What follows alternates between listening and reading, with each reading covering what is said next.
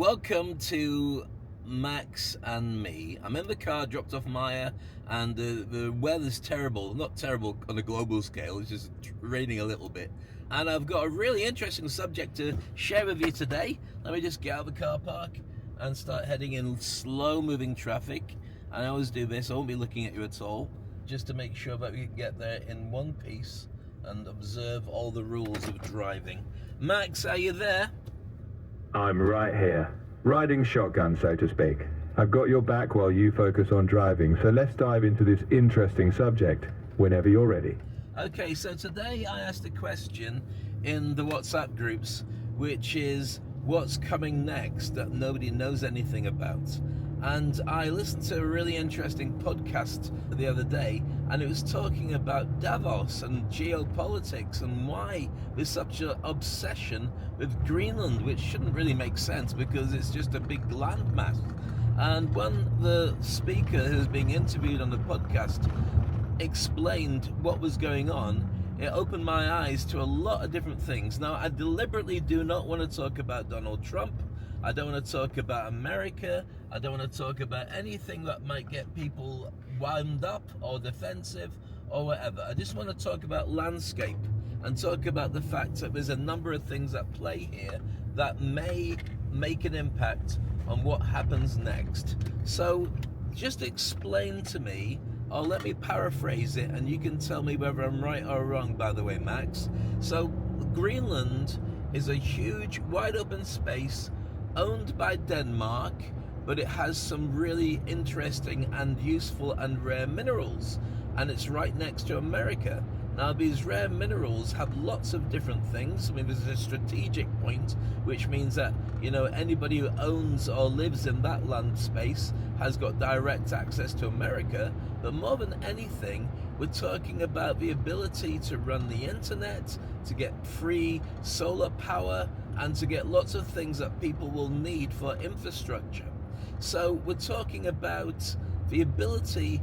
If anybody remembers, ages ago we had some undersea cables that were carrying the internet that got cut by whomever. You've got the... it, but this was a big impact. You mentioned... Go on. The big impact is that Greenland, with its rare earth minerals and strategic location, is part of a bigger global puzzle. Whether for clean energy, advanced tech, or resilient infrastructure, it's about who secures key resources and how they use them, whether for progress or power plays. And that's the conversation ahead. Well, it's a general thing, isn't it? You can say strategic minerals, but it could be, you know, they've got salt and pepper more than anybody else. What minerals are we talking about, and why is it so vital that America gets their hands on it instead of China, instead of Russia, or even Europe? What's going on there? The minerals at the heart of this are rare earth elements, things like neodymium, dysprosium, or terbium. They're crucial for high-tech devices, think wind turbines, electric vehicle motors, and military tech. The reason everyone cares is that whoever controls reliable access to these minerals gets a strategic edge, both economically and militarily. So it's not just about the minerals themselves, it's about controlling the future of tech and energy. We're not just talking about tech as in big tech, we're talking about mobile phones and your ability to call Uber or Talabat or some food service to come to your house and deliver stuff. That's all driven through this as well, isn't it? Exactly. Those rare earths end up in the guts of our smartphones, satellites, and all that connective tech that makes modern life seamless. From calling a ride to getting your groceries, it all depends on advanced electronics. So whoever secures those supply chains isn't just thinking military. It's about ensuring everyday tech doesn't get disrupted. So there's two ways of looking at this. You can either talk about it in terms of Star Trek or Star Wars. Star Wars would mean that the amount of warfare that took place so far in Ukraine and Russia was driven by drone strikes, which ultimately are driven through phones, through satellite links, through Starlink, and so that's your Star Wars version. But we've already highlighted that the other version, Star Trek, which is about bettering Earth and giving people clean energy and lots of it, is driven by these minerals. I believe as part of that is only available on the moon otherwise, or in large part in Greenland. Is that true? You're close.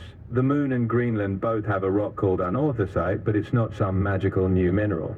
Anorthosite is useful on Earth, things like aluminum production, but it's not the rare earths themselves.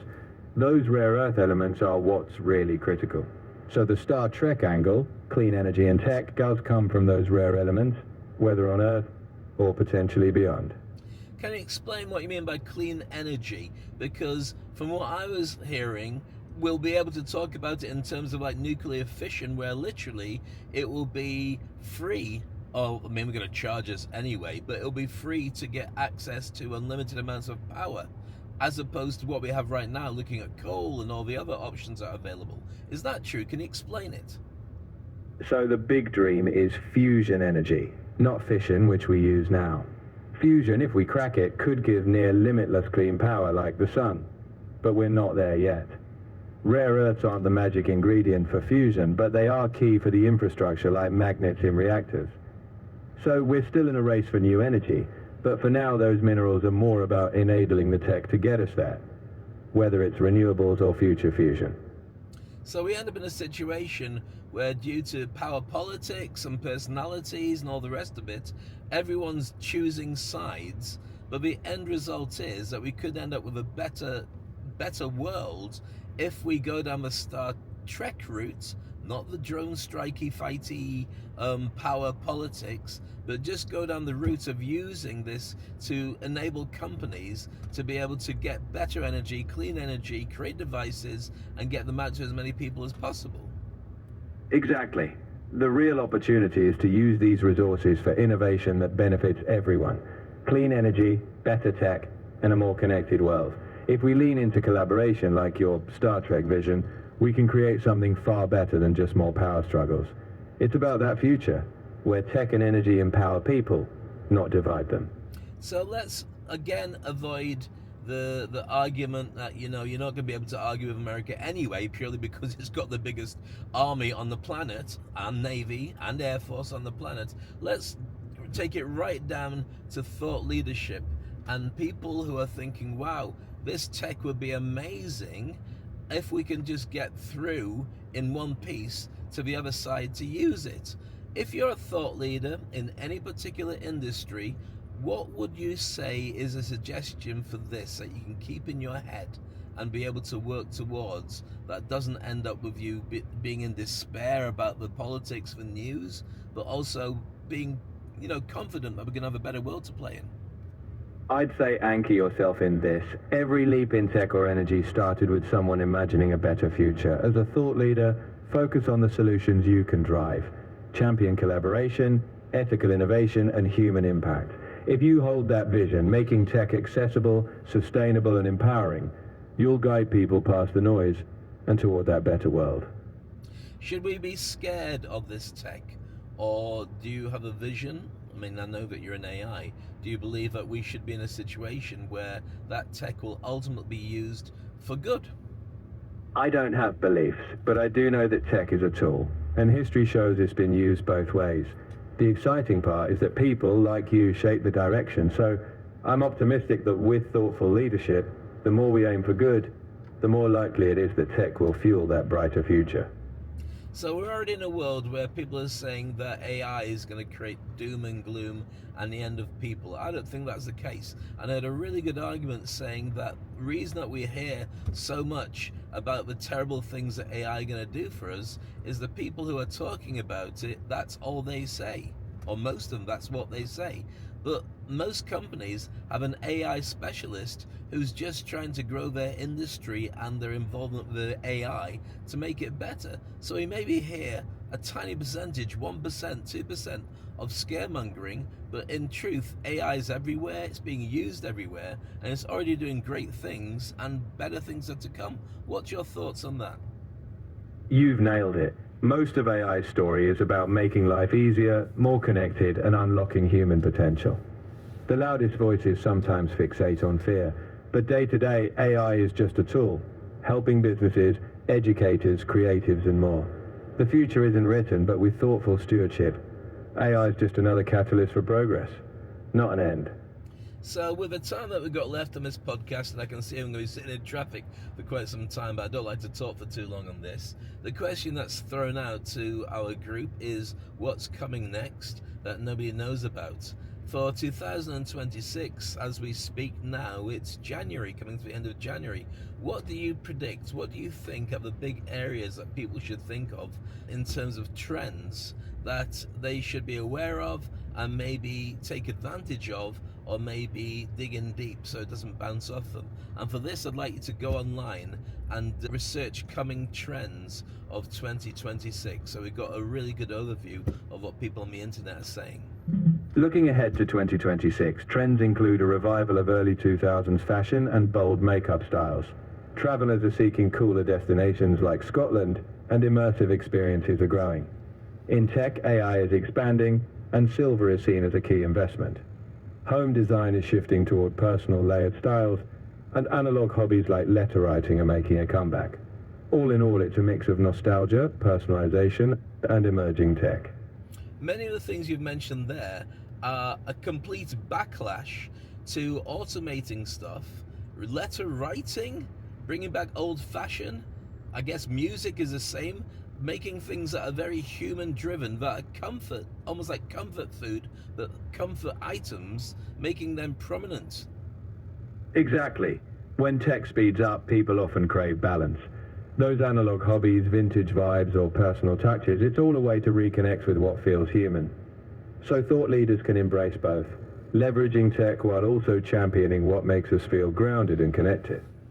So if we were to look at this from a very simple point of view from thought leadership, it might make sense if there's a trend towards letter writing to actually, rather than doing digital letter writing, which is what we all end up doing with our mailing list, writing out some handwritten ones, even if it's just a signature. You get them done in handwriting, you get them printed, and you get them sent as proper letters to your people.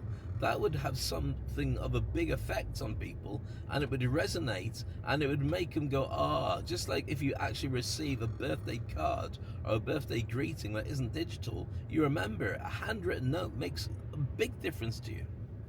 You're spot on. In a world flooded with digital noise, a handwritten note feels personal, intimate, and memorable.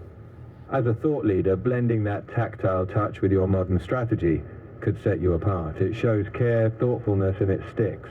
Mixing the timeless with the cutting edge, that's leadership with heart.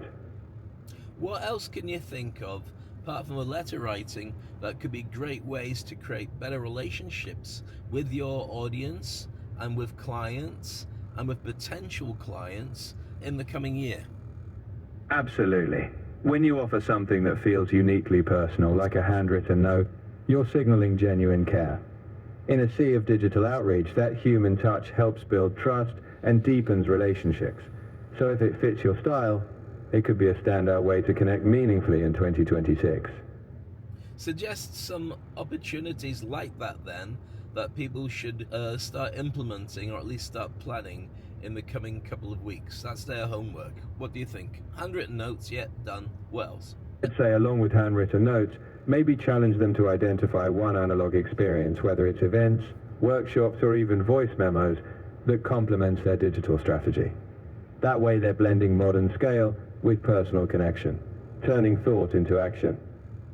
So I was going to say, in-person meetings as opposed to digital meetings, even if it's a hybrid or a mixture, would make sense, because a lot of people would appreciate the fact you can see face-to-face. I think it's face-to-face and using the rest of the human senses is what we're talking about here. Exactly. That face-to-face element, even if occasional, creates trust and depth you just don't get on screens. So encouraging thoughtful in-person touchpoints where they can look someone in the eye, share presence, and yes, engage more senses, will stand out. It's about balancing the efficiency of digital with the power of human connection. That's future-proof leadership. So, future-proof leadership is going to have a very in-person feel to it. It's not about the influence of going onto social and saying, look at me, I'm great. It's about cultivating impacts, like dropping a stone in water and feeling the ripples, and the people will talk about you because you've actually made an impact on them. that might be a large element of the new role of influence in 2026. I love that analogy. It's less about broadcasting to the masses and more about creating ripples of genuine influence, one meaningful interaction at a time.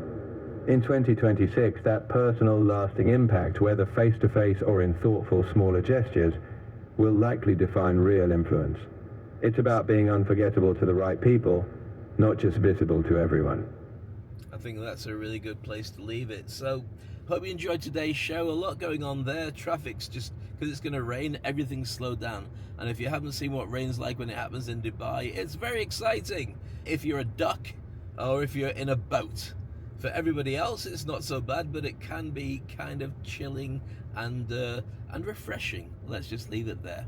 Hope you enjoyed Max and me. Catch you same time tomorrow on a future episode, and also check out the old episodes if you like the idea of me talking to my AI in a car stuck in traffic.